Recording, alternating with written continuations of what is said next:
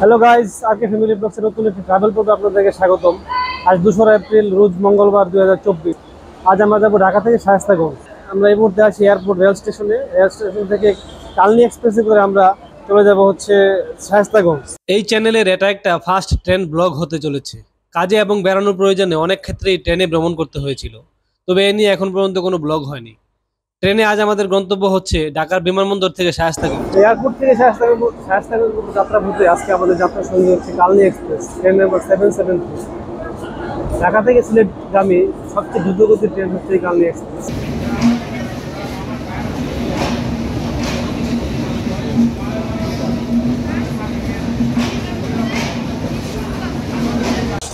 Schedule অনুযায়ী আমাদের Kalni express আসার কথা হচ্ছে 3টা 28, ঘড়ির কাঁটা এখন সময় 3টা 10। আমরা বেশ আগেই চলে এসেছি এয়ারপোর্ট রেল স্টেশনে। এই যে নতুন একটা ট্রেন আসলে মানুষজনের হুড়াহুড়ি শুরু হয়ে যায়। তো এই সিস্টেমটা যদি আরেকটু উন্নত করা যেত, আরেকটু ডিজিটালাইজ করা যেত, তাহলে মানুষজনের প্যারাশানি কিন্তু অনেকটাই কমতো। এটা করতে কোনো রকেট সায়েন্সের প্রয়োজন হয় না। ডিজিটাল সাইনবোর্ড ইউজ করে কোন বগিটা কোথায় এসে দাঁড়াবে, ওই সাইনবোর্ডে ওই বগি নাম্বার উল্লেখ করা থাকলেই যাত্রীগণ তার নির্দিষ্ট বগির সামনে গিয়ে দাঁড়াতে পারে এবং হুড়াহুড়ি দৌড়াদৌড়ি না করে যাত্রীরা আরামে তাদের নির্দিষ্ট বগিতে উঠতে পারে। বাংলাদেশের প্রায় প্রতিটা ট্রেনেই এই দৃশ্যটা দেখতে পাবেন। প্রায় প্রতিটা ট্রেনেই লোকজন ট্রেনের ছাদে উঠে চলে যায়। যদিও এটা ইলিগেল এবং এর জন্য যথেষ্ট পরিমাণ সতর্কতা অবলম্বন করা হয় সরকারের তরফ থেকে, তারপরও এদেরকে দমানো খুব মুশকিল। কোনো না কোনোভাবে এরা ট্রেনে ছাদে উঠে চলে যাবেই। তো এটার জন্য দরকার আসলে আমাদের কাউন্সেলিং এবং মানুষের মন মানসিকতা যতদিন পরিবর্তন হবে না ততদিন পর্যন্ত এই একটা রিস্কি জার্নি থেকে মানুষ আসলে বের হয়ে আসতে পারবে না।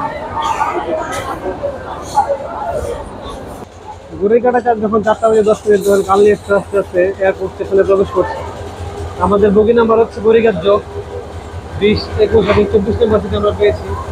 এখন আমাদের দৌড়াদৌড়ি শুরু হবে যে কোথায় বরিগাজ্য। চলো খুঁজে বের করি।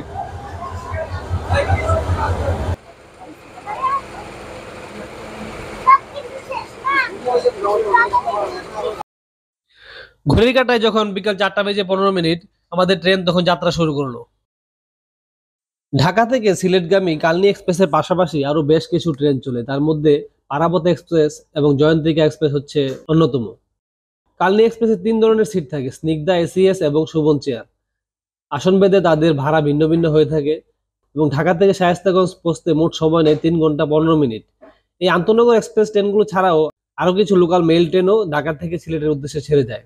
কালনী এক্সপ্রেস ঢাকা থেকে 2টা 55 যাত্রা শুরু করে সিলেট গিয়ে পৌঁছায় 9টা 30 এবং ঢাকা থেকে যেসব স্টেশনে যাত্রা বিরতি করে সেগুলো হচ্ছে বিমানবন্দর, আজমপুর, হরসপুর, তারপর হচ্ছে শায়েস্তাগঞ্জ। আমাদের যাত্রা যেখানে শেষ হবে শায়েস্তাগঞ্জের পরে হচ্ছে শ্রীমঙ্গল, শামশেরনগর, কোলাউড়া, মাইজগাঁও এবং সর্বশেষ হচ্ছে সিলেট। টোটাল সময় নেয় 6 ঘন্টা 30 মিনিট। আপনারা ট্রেনের টিকিট ইচ্ছা করলে অনলাইনে অথবা অফলাইনে দুইভাবেই কাটতে পারেন। এই ট্রেনটা কিন্তু তোমার খুব আরামের, দেখো পাটা অনেক দূর পর্যন্ত পা সরে যাচ্ছে, তাই না? তোমার পাটা রাখতে পারতেছো?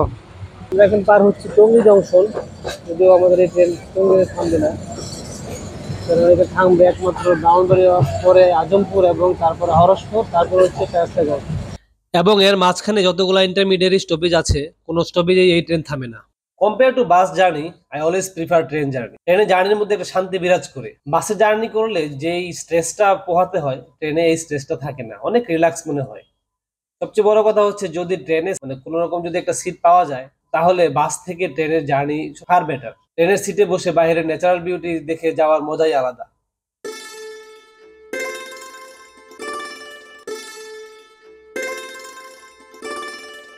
झूमे रे झूमे सजनी ढलती ढलती रात माँ।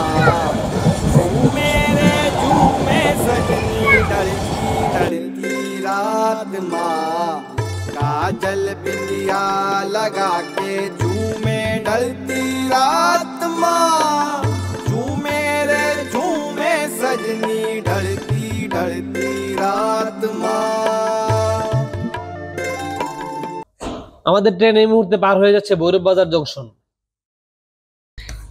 আমরা এখন যে সেতুটি দিয়ে যাচ্ছি সেটি হচ্ছে ভৈরবের প্রথম রেল সেতু।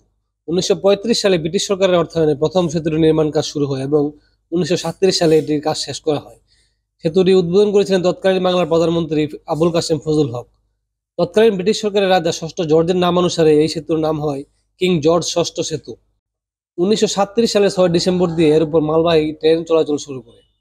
1971 সালে বাংলাদেশ স্বাধীনতা যুদ্ধ চলাকালীন সময়ে সেতুটি ধ্বংসপ্রাপ্ত হলে সেতুটি নতুন করে পুনর্নির্মাণ করা হয় এবং এই সেতুটি শেখ মুজিবুর রহমান সেতু নামে উদ্বোধন করার কথা ছিল। তবে তিনি সেতু উদ্বোধন করতে গিয়ে জানতে পারেন এখানে যুদ্ধ চলাকালীন এক বীর মুক্তিযোদ্ধা শহীদ রয়েছেন যার নাম হাবিলদার আব্দুল হালিম। তিনি সাথে সাথে সিদ্ধান্ত পরিবর্তন করে এই সেতুর নাম রেখেছেন শহীদ আব্দুল হালিম রেলওয়ে সেতু। বাম পাশে যে সেতুটি দেখতে পাচ্ছেন সেটির নাম হচ্ছে সৈয়দ নজরুল ইসলাম সেতু। 2002 সালে 635 কোটি টাকা ব্যয়ে এই সেতুটি নির্মাণ করা হয়।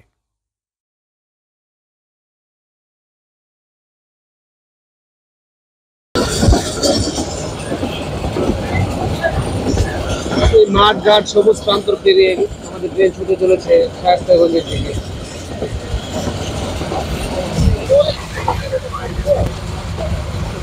একদিন গভীর ঘুম রাস্তার মধ্যে। रात माँ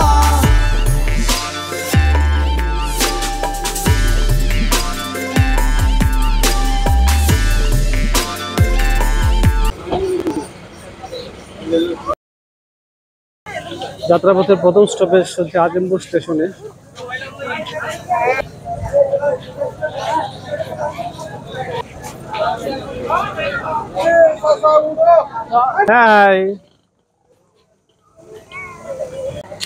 আমাদের আজিমপুর স্টেশনে তোমার 5টা 8-এ বিরতি দেওয়ার কথা ছিল, কিন্তু এখন বাজে 6টা 10, অর্থাৎ আমাদের ট্রেন হচ্ছে পুরো 1 ঘন্টাই লেট। খুব স্যাডের ব্যাপার, হ্যাঁ খুব স্যাডের হ্যাঁ, ব্যাপার। আমাদের এই রেলগুলো সবসময় 1 ঘন্টা 1 ঘন্টা 1.5 ঘন্টা তোমার অলওয়েজ দেরি হয়। হ্যাঁ, খুব গরিব। আজমপুর স্টেশনে যাত্রা বিরতি শেষ করে ট্রেন এগিয়ে চলল তার পরবর্তী গন্তব্য স্টেশন হরসপুরের দিকে। কেমন এনজয় করছো কাব্য? অনেক ভালো। একটু গরম লাগতেছে না? কে বাতাস? জানালা আছে। আমাদের ট্রেন এসে দাঁড়ালো যাত্রাপথের দ্বিতীয় স্টপেজে হরসপুর। এখানে 2 মিনিট বিরতি দিবে।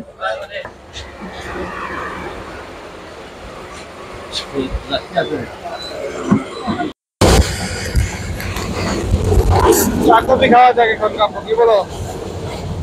কফি খাই,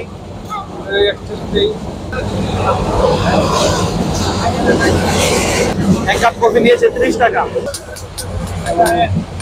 খুব ভালো হয়েছে কফিটা, কিন্তু ভালো হয় নাই বেশি, মিষ্টি বেশি, কফির পরিমাণ কম।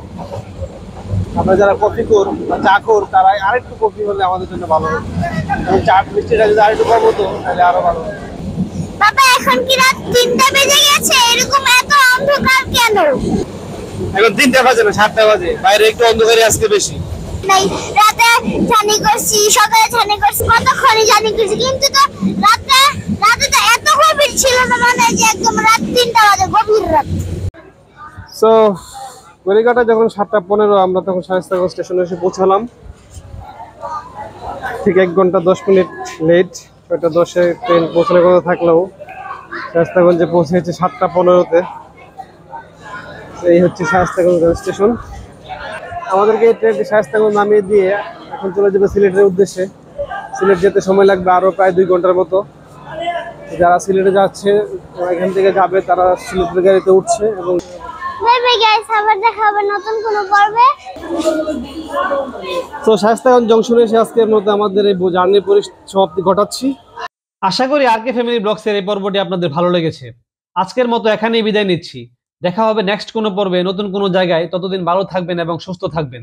আর কে ফ্যামিলি ব্লগসকে অবশ্যই আপনাদের সাথে রাখবেন। অবশ্যই আমাদের চ্যানেলটিকে সাবস্ক্রাইব করে নেবেন এবং পাশে থাকা বেল বাটনটি ক্লিক করে দেবেন, যাতে নতুন কোনো ব্লগস এই চ্যানেলে আপলোড হওয়ার সাথে সাথে তার ইনস্ট্যান্ট নোটিফিকেশন আপনি পেয়ে যান।